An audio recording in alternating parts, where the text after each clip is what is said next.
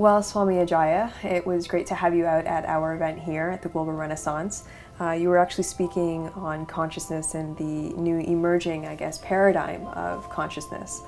What do you think our next stage of, consciousness is going to be, and when?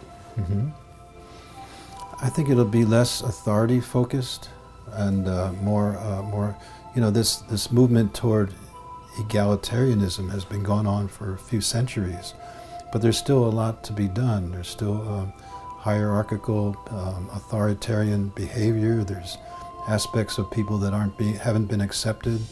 So I think it's going to move toward more acceptance of one another.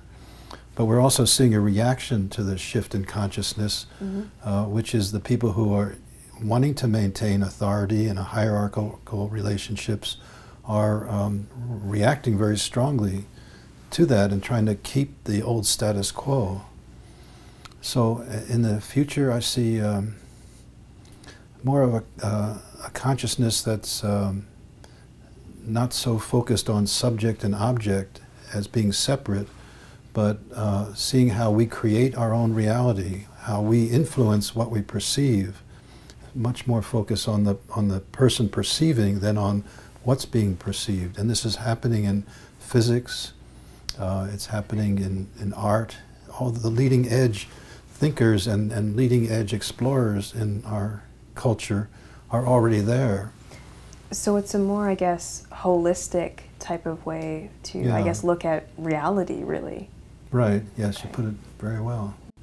I know that you have a background in psychology. You actually have a PhD in psychology, and now you are more geared towards, I would say, spiritual psychotherapy.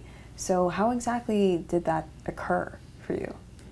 Well, first of all, I was never very enamored or never felt comfortable with the standard psychology that's been practiced. When I was training to do diagnostic work, I just couldn't do it. I couldn't fit people into these categories and look at them as having disorders. I don't see people that way. It wasn't natural to me. So I never fit into the psychological mode, the standard psychological mode. And I had studied Eastern spirituality when I was in college. I had some transformative experiences of my own at a fairly young age.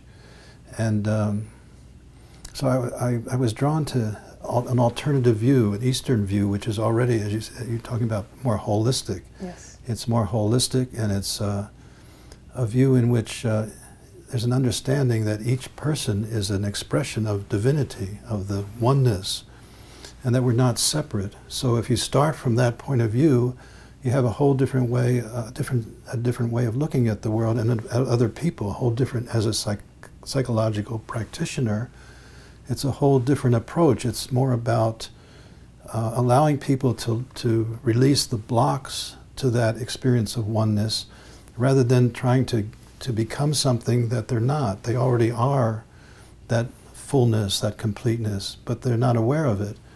So working in a way that we're becoming more aware of that is very different than starting with the assumption, well, in order to be a better person, in order to improve, I have to change this, I have to acquire this.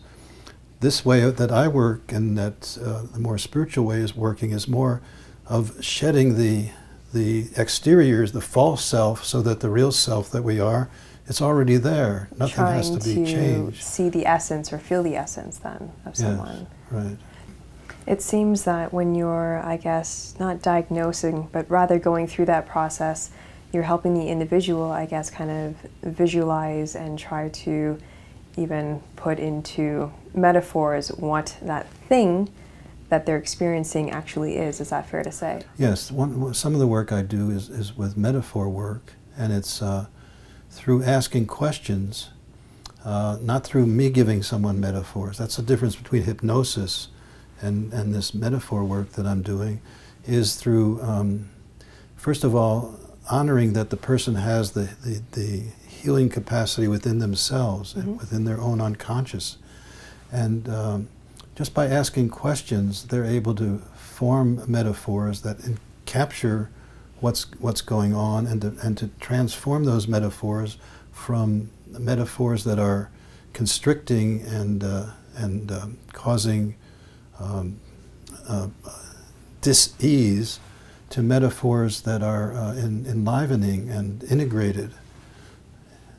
So you have a PhD in psychology, but knowing what you've been doing now, what would you like to see in traditional, I guess, education or education today? Well, I believe education is going more and more in the direction of creating technologists in whatever field it is.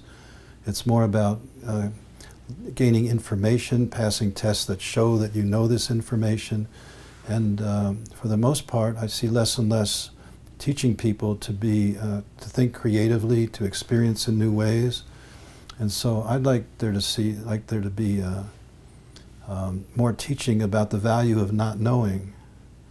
In other words, if I'm in the moment and I don't know, that gives me a lot of leeway to explore and discover. But if I think I know something and I'm busy promoting what I think I know, I'm not very open. So I think I call the people who are most creative, I call revelationaries, a term I coined. Rather than revolutionaries. They're open to revelation, and that requires, after you've learned some things, to let that go and to just be open. And that's where the most creative people are living, on that edge of letting go and listening and discovering. So I wish that there were more teaching, less about facts and more about how to, I don't want to say how to think, because it's not just thinking, but how to be open. How to come to know, right? How to come to know, how to good way to come put it. to not only know yourself, but I guess yourself in relation to perhaps what is there. Is that fair? Yeah, that's fair. Okay. Okay. So my last and final question to you that I ask all presenters, what did you think about the Global Renaissance event, and actually what do you see for Seventh Dimension Health and its future? Well, I think it's wonderful that people from such disparate, in a way, points of view, and yet they're all interested in the same general idea of opening up to new avenues of consciousness, to new ways of being. And I think, first of all, for the presenters, it's really fascinating to spend time with one another and learn from one another. So I think it's really great that there's such a broad, diverse group of people coming to present, and I'm already wishing I could come to some of the presentations I've heard about. All right. Well, thank you so much, Swami Ajaya, and again, I look forward to seeing you in 2013. Okay, I hope so. Thank you.